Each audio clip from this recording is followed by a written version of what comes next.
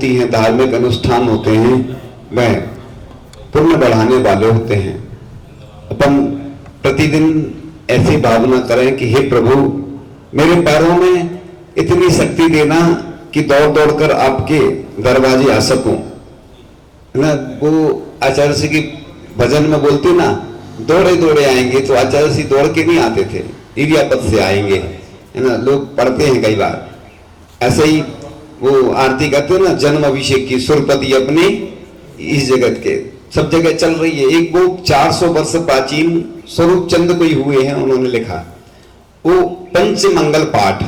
अब लोगों को ज्ञात ही नहीं है अभिषेक पाठ के, वो द्रव्य आदि धोते समय तो पढ़ सकते हैं, लेकिन अभिषेक के समय इतने सारे अभिषेक पाठ हैं, जय जय भगवंते सदा, ये पढ़ना चाहिए। लोगों को ज्ञान नहीं है, करते चले आ रहा है, कभी बोलते भी हैं तो नहीं तो गलत क्रियाएं करेंगे। वो पंचमंगल पाठ अन्य समय पढ़ने को लिखा है, लेकिन जब अभिषेक कर रहे हैं तो अभिषेक का ही स्तुति भजन आदि पढ़ें। इसी प्रकार से दौड़ दौड़ कर, मतलब एक लिखा है, भावनात्मक लिखा जाता है वो अपेक्षा से। और मुझे ऐसी सद्बुद्धि देना कि सुबह शाम, सुबह हो दोपहर हो शाम, घुटने के बल बैठकर आपको प्रणाम कर सकूं, क्योंकि आज तो घुटने में दर्द होने लगा लोगों के।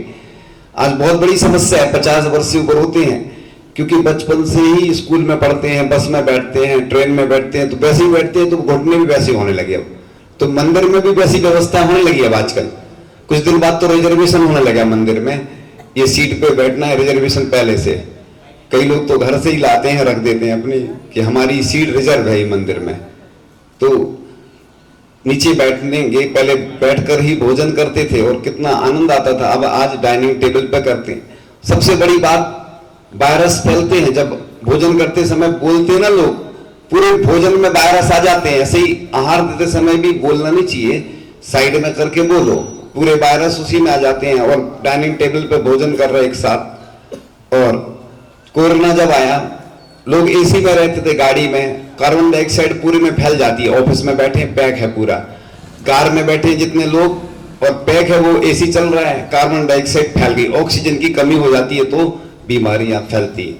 तो ये ध्यान रखते हुए प्रतिक्रियाएं करें। इस प्रकार से जब तक जीव जिह्वा पर आपका नाम रहे, आचार्य जी भी तीनों बार जब भी देव वंदना करते थे तो यही भावना भाते थे कि जब मेरा कंठ अवरुद्ध हो, हे भगवान आपका नाम स्मरण करते ही मेरा कंठ अवरुद्ध हो, नमोकार मंत्र मेरे कंठ से निकले।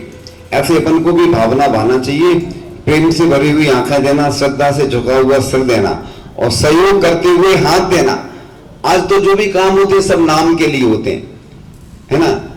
किसी का नाम नहीं बोलता तो तकलीफ हो जाती है, और बिना नाम के भी जो काम करते हैं उनका नाम ऊंचाइयों पर पहुंचता है। जैसे आचार्य श्री विद्यासागर जी महाराज कि जिन्होंने जो भी काम किए उनने परोपकार के लिए किए। उनको चिंता थी कि मेरी आयु सीमित है। वो हम हमेशा सुनाते थे ना, अस्त हो रहे ज्ञान सूर्य ने, सोचा था एक दिन की शाम, मेरे ढल जाने के बाद कौन करेगा मेरा काम।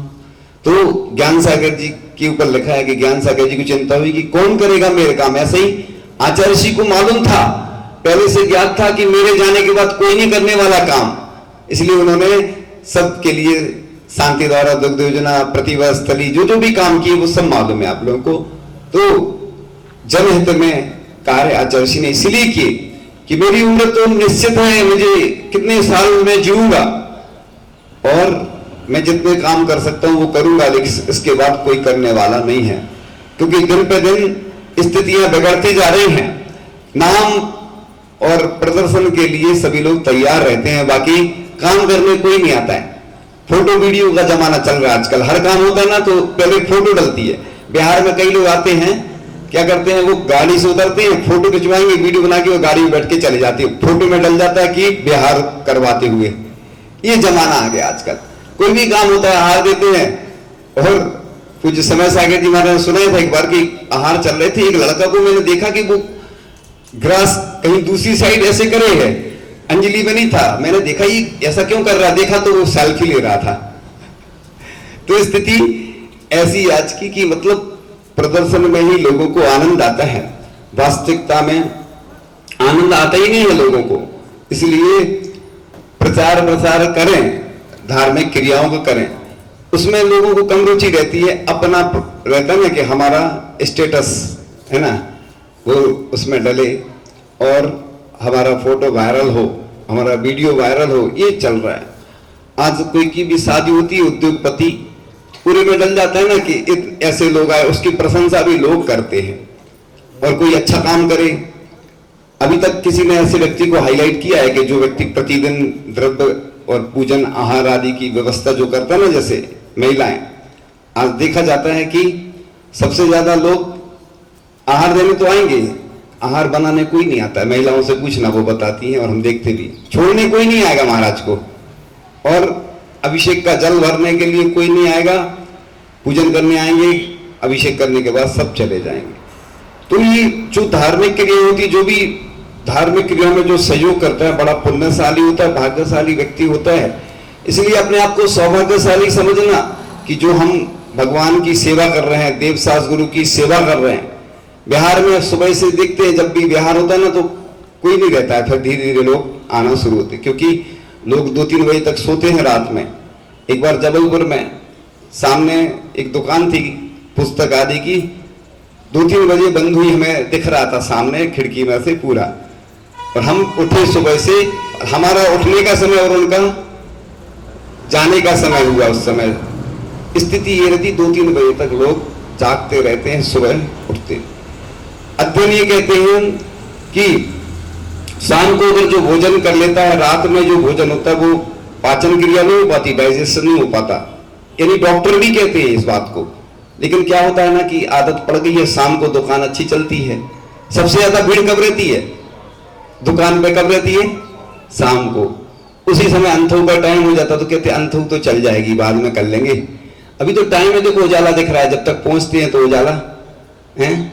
लेकिन धार्मिक क्रियाओं में लोगों को थोड़ा सा प्रमाद आ जाता है कि हम अगर प्रवचन सुनने नहीं जाएंगे, सबसे कम लोग होते प्रवचन सुनने वाले, क्लास में कम होते हैं। एक पूरा एनालिसिस है पूरे हर जगह का, सबसे ज्यादा लोग कोई विधान आदि हो, कोई कार्यक्रम हो तो उसमें लोगों को अच्छा लगता है, रुचि उसी में रहती है। इसलिए लोग धीरे धीरे क्रियाओं से वंचित रह जाते हैं। तो हे भगवान, सतपथ पर चलते हुए पांव देना और स्मरण करता हुआ मन देना, अपनी कृपा दृष्टि और सद्बुद्धि देना। प्रतिदिन जब भी अभिषेक करते हो, पूजन करते हो, ये भावना भाव, हे भगवान मैं आपको अच्छे रत्न अर्पण करूं, स्वर्ण अर्पण करूं, इसमें कुछ आपका लग रहा है क्या?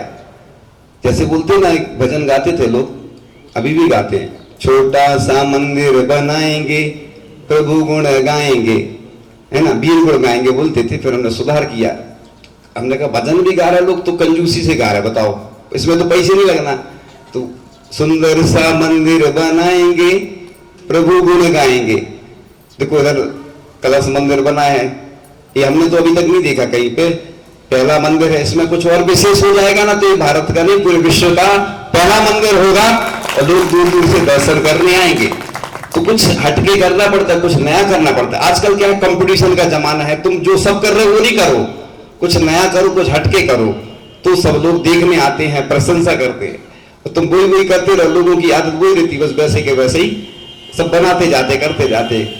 कुछ नया भी तो होना चाहिए जिससे लोगों को देखने मिले। जैसे आचार्य श्री ने प्रतिभा मंडल की ड्रेस बनाई, अलग से बनाई, हथकरघा कुछ नया किया, क्योंकि हम मंदिर में तो सब कुछ करते हैं, मंदिर में तो हमने कर लिया तो सिर्फ जैन लोग जुड़ रहे हैं। लेकिन आचार्य श्री को चिंता हुई कि जो कैदी हैं, जो नशा कर रहे हैं, उल्टे सीधे काम कर रहे हैं, उनको कैसे उनका कल्याण हो, तो उनने हथकरघा का दिया और उनका जीवन बन गया, अच्छा बन गया, और उस राशि से उनके परिवार का भी भरण पोषण हो रहा है। और इतने सारे लोग थे जिनको रोजगार नहीं मिलता, रोजगार मिला। तो इस प्रकार से आचार्य श्री की यही भावना होती थी कि तीर्थंकर कैसे बने हम। तीर्थंकर बनने का एक मंत्र है ये कि 16 कारण भावनाएं होती हैं, सबके कल्याण की भावना होती है। ग्रस्त लोग होते हैं वो बस अपनी सोचते हैं, मैं मुझे भोजन मिले, मुझे इनकम हो, मेरे परिवार में बस सब कुछ हो, बाकी दूसरे की कोई चिंता नहीं रहती कि कैसे किसका क्या हो, और अपना चल रहा है, बस यहीं तक लोग सीमित होते चले जा रहे हैं। लेकिन हमने सुनाई थी जितने देश में ऐसे महादानी हैं उनकी कहानी सुनाई थी कि महादानी की कहानी, उसमें बहुत सारे लोगों के उदाहरण सुनाए थे कि किस प्रकार से उन लोगों ने दान दिया, उनकी प्रसिद्धि फैली और आज तक कमी नहीं हुई। अभी तक जितने लोगों ने भी दान दिया, हमें तो आज तक कोई नहीं बताया कि मैं गरीब हुआ हूं, बल्कि उन्होंने दान दिया तो ये जरूर बताया कि हमने सोचा था जमीन बेच देंगे, मकान बेच देंगे, जमीन और मकान नहीं बेचना पड़े बल्कि एक और खरीद लिया हमने। तो इसलिए प्रतिमाओं के लिए लोगों को कितना बोलना पड़ रहा है।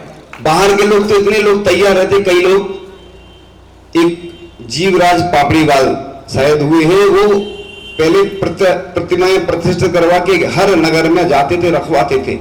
और भी कई लोग दानी हैं।